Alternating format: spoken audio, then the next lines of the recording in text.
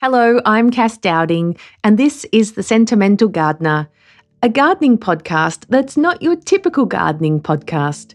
Instead of tips and advice, I have conversations with people about the plants and gardens that hold a special place in their lives and make them who they are. Some people spend their whole lives trying to find where they belong. For my guest today, that moment of recognition came at age 11, stepping off a boat at Southampton, England, and thinking, yes, this is right. This is where I belong. Linda Pottage is a photographer, creator, and someone who has spent her life following what speaks to her, even when it means driving to Sunbury with a Bunnings ute to collect rocks from a farmer's paddock. Linda grew up in 1950s suburban Bentley, a suburb in Melbourne, surrounded by neat rows of orange marigolds that made her young soul cry out for something more flowing and messy and organic. She knew she wanted to be a photographer so she could make beautiful pictures, though she later realised what she really wanted to be was a stylist, someone who created beauty in every frame. Her story is about building an old house that looks like it's always been there, using second-hand windows from eBay and stones from that Sunbury paddock. About understanding that her garden is simply an extension of her interior design and that inside and outside should flow together as one seamless expression of who she is. Today, Linda shares how childhood fairy books and European travels, a photographer's eye for composition, and even snakes' heads fritillaries that pop up like poetry have all woven together to create not just a home, but a way of seeing the world through the lens of beauty. Linda, thank you so much for joining me today. It's my pleasure. So I always love to start these podcasts back at a place where you have your earliest memories of being in a garden or green space. Well, my earliest memories are in East Bentley in a very suburban house in the 1950s as a child. And I do remember that wonderful meditative state of just getting lost in the garden and smelling the earth and discovering moss and feeling the texture of the velvety texture of it and just being sort of carried away. But I was very much, I think, influenced by the children's books I had too, like fairy books and books about woodland creatures and things, which were all, of course, very British, which I didn't realise as a child in Australia, but they were all based in European sort of culture. And I used to see pictures of foxgloves and hollyhocks and just think they were so charming. But I do also remember from suburban Bentley seeing the type of 1950s gardens that were favoured then, which were very military. There were, the orange marigolds standing up in a row with not very much happening and everything being very neat and very controlled and feeling in my soul somewhere like, oh, why can't it just be more flowing and messy and organic? Not that I probably knew the word organic, but that's what I was striving for, I think, as quite a young child. And then at 11, we took a boat to England. My father's Scottish, and we were going back to live there.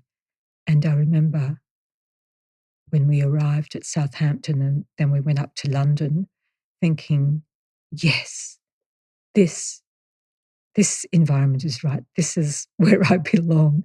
And it just felt there was something in the air, something in all of the surrounds that was right. So I must have been born a Europhile. What was it about those gardens when you went back? What was different about what you saw compared to the gardens in Bentley, do you think? I think the age of the trees, the height of the trees, the greenness, I suppose just the fact that there were European flowers everywhere And I know this is very politically incorrect, but I found gum trees just grey and sad and scruffy looking, whereas when you see oaks or pines or elms, they just, to me, looked right and so beautiful and so majestic. Mm. I love that. I love that you had a sense.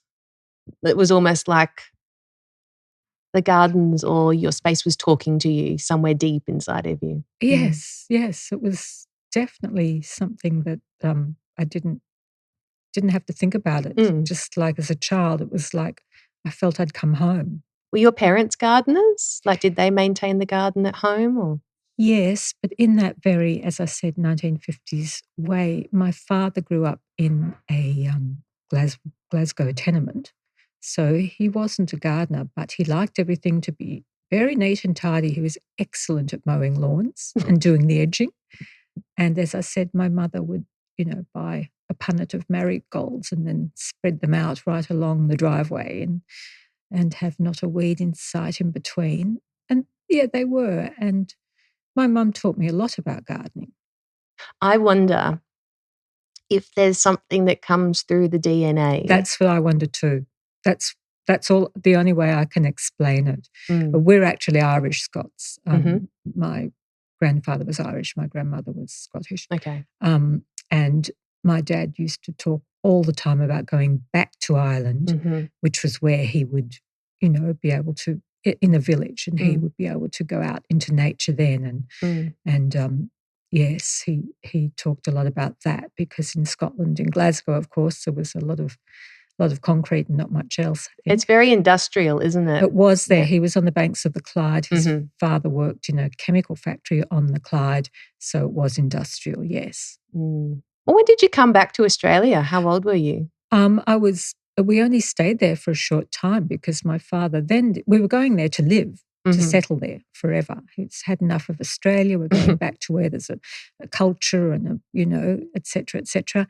And then after about 8 months, it's like, oh my gosh, there's no place like Australia. We're going back. And so we came back on another boat, which was, of course, in itself an incredible journey. We went to places like Mauritius and Aden and Panama, and as children, it was just so eye-opening. Yeah. Talking about that, my dad came out to Australia on a boat from Scotland when he was 6. Oh, and it's a 6-week journey. Yes. Yeah, and so he now, as an adult, is building a model of the boat that they came out on. Which boat was it? The Stratheden. Oh, okay. Yeah. In itself, that journey was such a poignant moment in his life that he's collected memorabilia.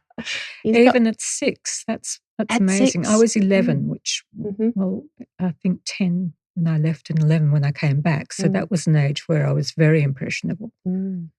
But yeah, they have also all the family photos from that time. They're in Egypt and they're going through the Suez Canal and all these places that they wouldn't have explored. Well, when we came back, it was 1966 or 67. Anyway, there had been the Suez War and they'd sunk ships in the canal. Oh, wow. So we had to go right round the Cape of Good Hope around Africa. And as we were off the coast of Africa somewhere, the engine room caught on fire. And there was mad panic. They had all the lifeboats over the side ready to load us into and so forth. We managed to make it into a port somewhere in Cape Town. And then we were put up there for several days or weeks, I can't remember, in a hotel and sent on all these wonderful sort of trips as compensation. And we went to Zimbabwe to a amazing wildlife sanctuary and all these things. So yes, that was quite. And when the ship caught on fire, my sister and I were in the cabin. She was 9. My parents had gone to the movies on the ship, and suddenly all the lights went off. My sister looked out the porthole and said, "Oh, there's nothing. We're not moving." And then we could smell smoke. And we were still sort of just like, oh, I wonder what's going on. And my parents burst in and said, come on, we're going up on deck. So, yeah, It was quite an experience. An unexpected adventure. Wow. And then throughout your life, you've gone on a creative journey and you've worked in interior design and photography. Can you explain a little bit about your pathways to that work? Yes. I never worked in Okay. interior design, actually. I did get my qualifications and went back to photography after that. But I realise now, looking back, that I missed my calling because I didn't know what a stylist was, whether there was such a thing. I suppose there was a creative stylist back in the early 70s and the 80s. And that's what I should have been. I wanted to be a photographer so I could make beautiful pictures. But I realised I probably just wanted to style the pictures and the images, and rather than learn all, because back then we had to learn chemistry and physics. It was all darkroom. We learned how to make what we called soups that we could, develop certain types of film in and get certain results. And it was quite technical. And I learned all that, and it was a good discipline for me. But I think I should have been more of a stylist or someone that just made things look pretty, because that's all I want to do, really. I see that. It's like, especially sitting here in your house, surrounded by just, beauty and how you've created this space. And I think my garden is actually an extension of my interior design. I just like to create beautiful spaces. And that, of course, extends outside, especially, up here in the Dandenong Ranges, we have such beautiful weather. Even now in May, we've had the most glorious month, and we spend a lot of time outside. And I like my garden to be as beautiful and as pleasing to the eye, or to my eye, as my interiors. I love how you said my eye, because it's so subjective, It is. isn't it? Mm-hmm. Yeah. What type of things make something beautiful for you? Is it the light or the colour? Oh, the light's so important. And I miss that light in Europe and in Britain, that low light where it skims and it's much softer and it illuminates things. But I think, again, the things that I love are the things that do remind me of places I've been in, France and Italy and Britain. And I do like to plant cottage garden plants. I like a lot of autumn colour, and I like somehow sort of a wildflower garden feel to my garden. So you don't feel it's too contrived, although it's very contrived, I have to admit. It's supposed to not feel contrived. Do you think, like you've said, those elements that you've learned in photography, because when you're taking a photo, I'm a very novice photographer, but I've learned there's a rule of thirds, and that's all about the light. There's depth, and then there's framing.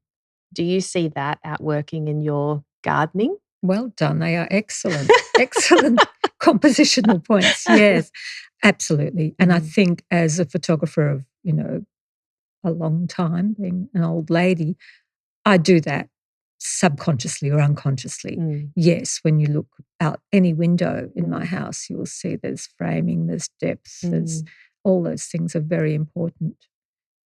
And I don't know whether it's intrinsic or whether it's something I learnt so long ago and internalized that's just become second nature. But yes, that's definitely very true. I've read online that you've said that the way you design, especially this house that you've created for yourself, it's a very intuitive process. Can you explain more of that to me? Yes, it's very intuitive. I tend to just find things that I love, and then they speak to me. And so then it's almost effortless to say, well, this belongs with that and this belongs there and this colour would go with it. And it's like an organic process. It just happens. If you let it speak to you, then it tends to unfold at its own pace in its own way, and for me, it sits very well. So you've designed this house here in the Dandenong Ranges, and if I can try and describe it to people, but it's a brick building that gives an impression that it's been here for a very long time. And it's very French inspired, but Linda describes it European inspired. There's like green palette, there's pink, there's wooden floors. Can you explain to me the process of how you came up with the idea to build this place? Because I know that you've got different windows for different rooms. Like there's no, in modern day buildings, it's like all the windows are the same and all the flooring and every room is the same, and yeah, just I'd love to hear more about the process. Well, for a start, it was impossible to get whole sets of everything because everything's secondhand and old. So I've got a couple of windows from here and a couple from there. Some have come from the Eastern Bloc countries. Some I've got from Germany. Some I've got out of an old bank, apparently, in northern New South Wales. These beautiful, massive, big curved windows I saw on, I think it was eBay. And they were being sold by a vineyard in Beechworth, but he'd got them originally from this bank somewhere. And we went off to get those. My cousin is a glazier, and so I said to him, listen, if I bought these, do you think you could glaze them? Because a lot of the glass was missing. And he said, sure, why don't we go up and get them together, which was lovely. He's a very big, strong person. And he said, I'll hire a trailer. And we went off up to Beechworth. It was this time of year, it was May. And we found the place and the man up there loaded them onto our trailer with a forklift that he had, the winery owner. And back we came to the Dandenongs, and it was starting to get dark. We were just about home. And I suddenly thought, how on earth are we going to lift these things off? They weigh an absolute ton. And I said to David, how are we going to lift these off? And he said, oh, I don't know, but we have to because I have to get the trailer back to Brighton at 6:00, where I've hired it from. I'm going, oh, we didn't think this through, did we? Anyway, on the last leg of the journey, I rang around every man I knew in the Dandenong Ranges, which isn't very many really, and asked them if they could come and meet us on the block at 5:00, because it was an empty block at this stage. And they converged. I had about 6 men. One came down with one of those lights on his hat. So it's getting dark by this stage, of course. They managed to sort of drag them off the trailer, and David got the trailer back in time. But yeah, that's just one of the stories. And you built it yourself, is that right? You got some builders in, but obviously you couldn't build the thing yourself. But yeah, I made sure I laid a brick. I nailed some nails in. I did a few things. I think maybe the boys had to redo what I'd done behind my back. But I originally bought the block of land because I sold my old farmhouse 6 houses down because it was 120 years old. It was falling apart. I didn't have the money to fix it, having been a sole parent for bringing up the children. I hadn't really been able to accumulate a lot of money through my business, and thought it's going to need too much work. The garden is too big. I think I'll downsize. I'll go off to Mornington. I'll buy a little unit and live the cafe lifestyle. And so I sold the old farmhouse and then had a complete meltdown and said, oh, I don't want to leave Menzies Creek. I can't leave the Dandenongs. And started looking for an old, smaller house that I could move into and couldn't find one. And so I found this block of land, which ironically was 6 houses up from my old place. And it was a flat block, which was important to me. And it was a small block, which I could manage. And I thought, good, I'll just buy an old house, because I'm not fond of new houses, and transport it onto the block. So that was my idea. So I bought the block. And then through a series of learning curves, I found that wasn't probably a very good idea. And a friend of mine, a bit like your father said to you, or was it father-in-law said to you, you can why don't you do a podcast? She said to me, why don't you just build an old house? And I said, no, you can't build a house old. It's not authentic. It's inappropriate. It's It's ridiculous. You just can't. It will look fake and it will look, poor. And then I thought about it and thought, I think I better build an old house. Can't find something I like. So it took me a couple of years, didn't take very long with eBay. Facebook Marketplace wasn't big back then. So it was mostly eBay and salvage yards that I sourced everything from. Mm-hmm. And I built a little model out of cardboard and I printed out, took photos of the windows and the doors I had and stuck them all on and made this little model. And thought, I'll just find a builder to build it for me. Well, no, builders weren't keen because it was all secondhand materials and I didn't have a, proper plan and da-da-da-da-da.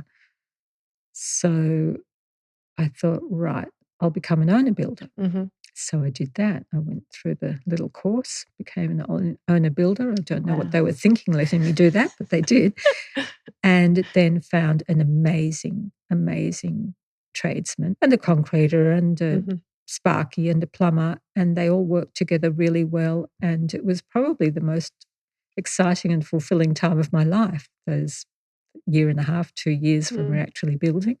And I came up every day and made a nuisance of myself. So, yeah, it was terrific. So this was like a blank slate, really. Yep. The garden, there was no garden. Were there any of the trees? The huge oak at the back was here, and that's all. And when I was building, or even when I was just getting the permits, I went down to the little nursery down in near Endeavour Hills, the Squatting Frog, and I saw this beautiful Chinese elm. It was the most beautiful shape. It was just lovely. It sort of spread out from quite a low trunk. And I said, oh, I love that, but I don't want to take it on to the building site because the builders will probably knock it over or something. Would you keep it for me? And he said, yes, but it's not the best one. I can give you a better one. And I said, no, that's the one I want. And he kept it for me for months and months and months till I finally planted it up near the driveway. And now it's massive. It's only been 7-8 years. Oh, wow. Yeah, and it's I still look at it and think that's the most beautifully shaped tree. I just love it. So yes, this was it was an empty block, which was fun. Yeah. So you've built the house. How did you go about thinking about what you'd put in the garden? Oh, that was easy. First of all, I planted the boundaries because there's a big ugly shed next door. And I wanted to hide that and I wanted to create privacy. So I planted out the boundaries with all sort of hedgerow plants and things that would turn in the autumn and some evergreens, of course, to maintain privacy. And then I just kind of drew on my romantic notions from childhood of what a garden should look like in a woodland setting, and I just planted hollyhocks and foxgloves and fritillaries and poppies and randomly threw them all in, and they all grew up together. Queen Anne's lace and of course roses, and they all just grew up in a beautiful tangle and look absolutely like they've always been there. I love it. It is glorious out there. Yeah. I've noticed that outside you could easily think you're in the French countryside, especially sitting on the grass and looking back to the house. You've traveled quite extensively. Could you share some of the places you've traveled, and were there any gardens or just spaces that spoke to you? I suppose I spent more time in Italy than France, stayed there for quite a while, and they have these little courtyards everywhere. And I just love the idea of a courtyard. It's sort of a semi-indoor, well, I suppose it's an outdoor space, but with the wall around it, it just seems so safe and almost secretive. So I built the pink wall out there to enclose the courtyard area because I spent so much time in so many beautiful courtyards in Italy and France and Spain. And then, of course, if you've got a courtyard, you want to fill it up with beautiful old wrought iron furniture and old pots with flowers spilling out of them. And you can see the stone wall out there on that side. That was sort of backs the courtyard and makes it look more authentic too. And those stones, there's a story behind those. Mostly the house is red brick, but I'd seen in Italy these beautiful combinations that peasants built because they just pulled the rocks out of and in Wales and in England, everywhere. They pull the rocks out of the paddocks and build their houses, of course. And they might go as far as to purchase some nice bricks to go around the windows and around the doorways for structure. And I saw these and just thought, oh, they're beautiful. And so I asked the brickie if he could do that, and he had no idea how to do it. And so I printed off lots and lots of pictures of barns and beautiful little peasant houses and stuck them all over the frame of the house and said, this is what I want. And he said, well, where are you going to get the stones? Oh, I don't know. Don't worry about that. I'll get the stones. And so then I started looking on eBay for stones. And I found some.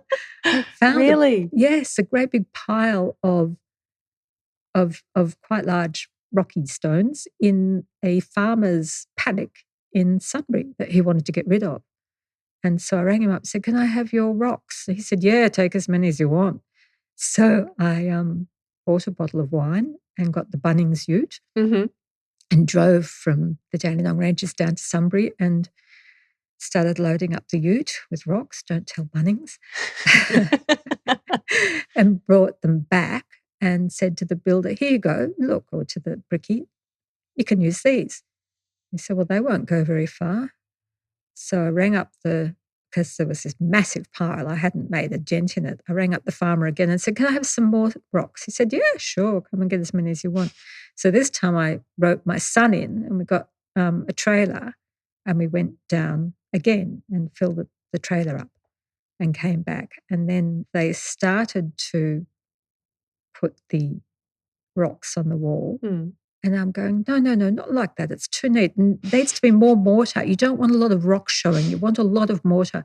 And of course, me being ignorant, I didn't realize there's actually a ratio of mortar to rock or brick that is a building code. Right. And he said, no, well, we can't do that.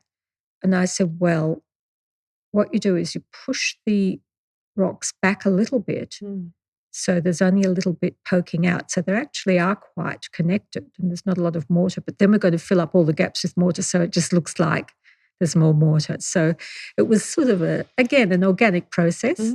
I was standing there breathing down their necks for a couple of days while they did it, and they'd never done it before. I think they were very pleased at the end that they'd got this look that they'd never achieved. They took a lot of photos of it.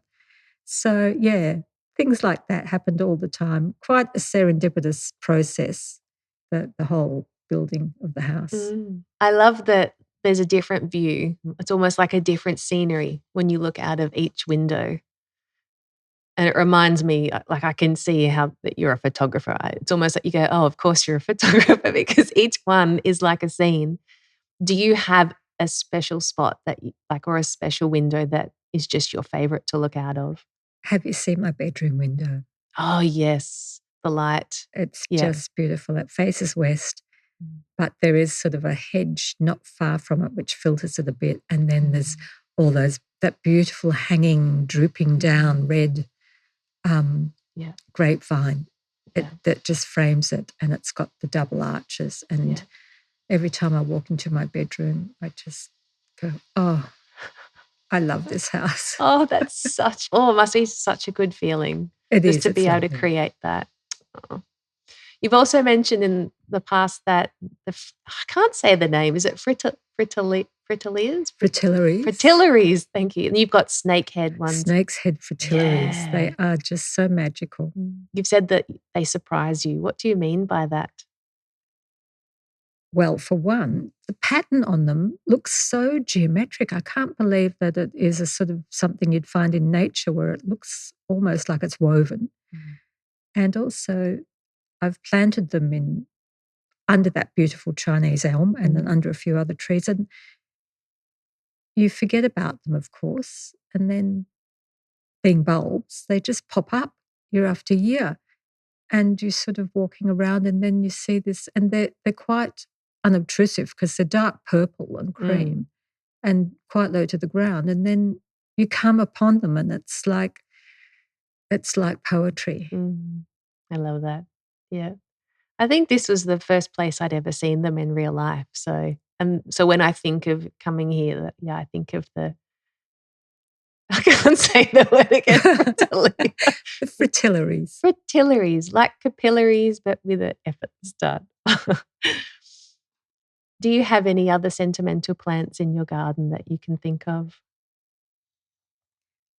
Well, my daughter got married last year and she wanted a sunflower theme. And she's the sunniest, most outgoing person you could imagine. And so now I'd always grown sunflowers, and I think that she felt that was sentimental for her. And now, of course, sunflowers have such an extra meaning for me. And especially this year, because as we know, it's getting late in May, and I've still got sunflowers out there. They're beautiful, happy faces turning towards the sun, and I just think they're delightful. I love them too. Yeah. The first time I grew them, I didn't realize how tall they grew. They were 2 or 3 meters tall, the ones I grow. Yeah. And I collected the seed from them, hundreds of seeds. And slowly over time we've shared them. I've shared the seeds with people. And now I shared them with the school that my kids go to. And they grow them in the garden, the school garden. So I love that about sunflowers. Like you said, they just have this, they make you feel happy when you see them. And they're tall and look down upon you, but in a friendly, majestic kind of way. They're amazing. Yeah. And as a bonbonniere at my daughter's wedding, she gave everyone a packet of sunflowers to grow. Yeah. I love it. That is so good. Okay, so before we wrap up, I have a few quick fire questions for you. Are you ready? Yes. Which do you prefer, a film camera or digital camera? Film camera, definitely. Okay. A single word or sentence to describe how you feel when you are in your own garden. Peaceful. A dream garden you'd still love to visit. Oh, I think I'd like to go back to the Cotswolds and just roam around the whole village, all the villages there, and have a look at all those little gardens and the little vegetable plots in the backyards and all of that. Because they're quite cottage garden focused, aren't they? Yeah. Very. Yeah. Stone walls and hollyhocks and I can see it in my mind. That sort of thing. Exactly. Yeah. Awesome. And finally, who would be one person you'd love to have a cuppa with in your garden and listen to their garden stories? Oh, maybe Gertrude Jekyll. Yes, I think. Or even Edna Walling. Oh, yes. Yeah. Yeah. Well, Linda, thank you so much for your time today. It's been such a pleasure hearing your stories and talking to you and coming to visit the Potteridge again, especially on this beautiful sunny autumn day and, seeing all the autumn colours. So thank you so much for being my guest today on The Sentimental Gardener. Oh, I've enjoyed it so much. Thanks, Cass. What I love about Linda's story is how it reminds us that the spaces we create are really about creating ourselves. We all have that moment when we walk into a place and think, yeah, this feels right. The question is, what do we do with that recognition? Do we spend our lives searching for that feeling again? Or do we learn to create it ourselves? Linda shows us what's possible when we trust our instincts and pay attention to what makes us feel at home. When we understand that our spaces, inside and outside, are extensions of who we are. Maybe you've never thought of yourself as someone who could create something that looks like it's always been there. But we all have the ability to recognise what speaks to our soul. We're all creating spaces that reflect who we are, whether we realise it or not. The question is whether we're doing it intentionally. Your garden doesn't need to look like a European countryside to be an authentic expression of who you are. It just needs to feel like home when you're in it. Sometimes the most radical thing we can do is trust what our heart has always known it needed and then create exactly that. If you enjoyed this conversation, consider subscribing wherever you listen to podcasts. New episodes are released fortnightly-ish, and you can listen to older episodes anytime on Apple or Spotify. A big thank you to Hayden Schuler from Varaya Gardening for the theme music and Tom Dowding for sound support. Produced and edited by me, Cass Dowding. So until next time, may you follow your intuition and create the beautiful pictures you've always wanted to live inside. This is the Sentimental Gardener podcast with me, Cass Dowding. This podcast was recorded on the traditional lands of the Wurundjeri Woiwurrung and Bunurong people of the Kulin Nations.